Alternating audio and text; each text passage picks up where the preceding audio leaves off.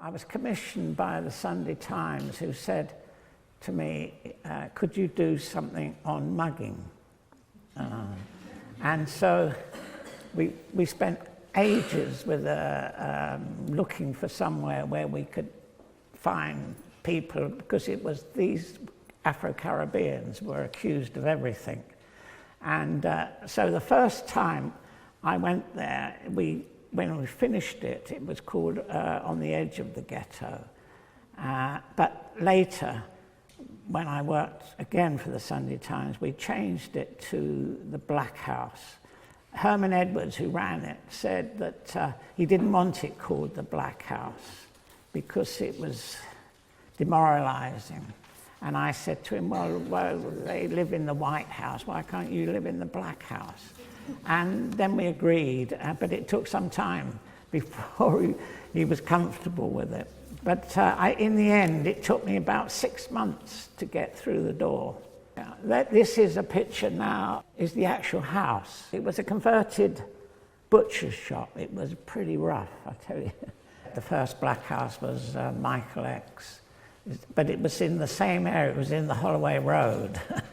And there was a breakaway movement from the Herman Edwards, who was at the Black House, and most of the people in these photographs were originally from Michael X's Black House.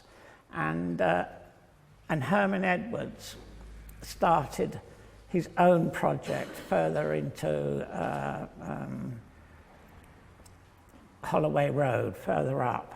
I knew that it was a difficult assignment, and nobody else had done it. There weren't any other, in this particular house, there were very few photographers. Those people did try to get in, but Herman didn't want any of the papers or any like the News of the World or the Sun or any of these papers anywhere near the place.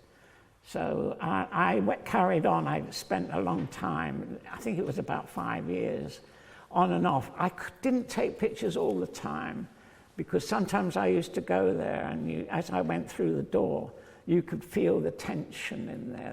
There was something wrong, and the last thing you wanted to do, I wanted to do, was upset them, for them to throw me out, because it was very edgy. Some of them, in and out of prison, they were pretty anti-white at that time. And there were tragic cases there of police brutality. It was the first thing I knew that, the English or the white people didn't know about the police brutality. And some of the boys would be planted, the police would plant drugs on them. And in those days, it was really basically ganja.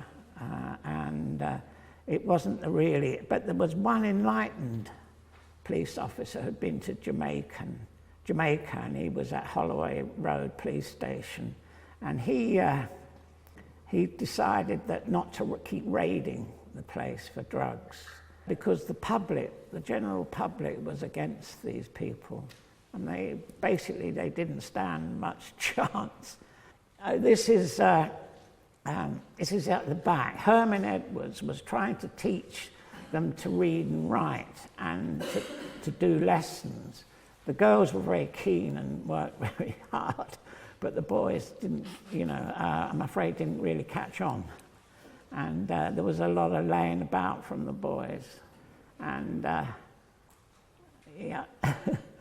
and so the girls did pretty well, and they got secretarial courses, and they left. This was one of the girls there who Herman used to put on shows maybe at Christmas, and this girl was one of the girls who was in a show that went on. She was a model, and she was a very beautiful model. This is inside the Black House, and they spent a lot of time gambling, smoking ganja. They play cards. They didn't have much money, but they would play for 10p or, and smoke a lot of ganja. This is very sad. This is the girlfriend of the guy who, she was the girlfriend of this guy who I shot in prison, in hospital. He was just been beaten up by the police, and I asked them to take the handcuffs because they handcuffed him to the bed, and I didn't want to photograph him, but they bashed him about a lot. And this is in winter, and used to get, the house had no heating at all. So what they used to do is switch the gas oven on at full blast and all come and sit round it. And they jumped the gas.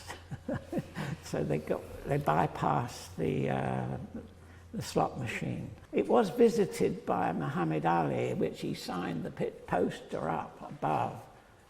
And when he came to the house, this picture here is more of graffiti of the boys.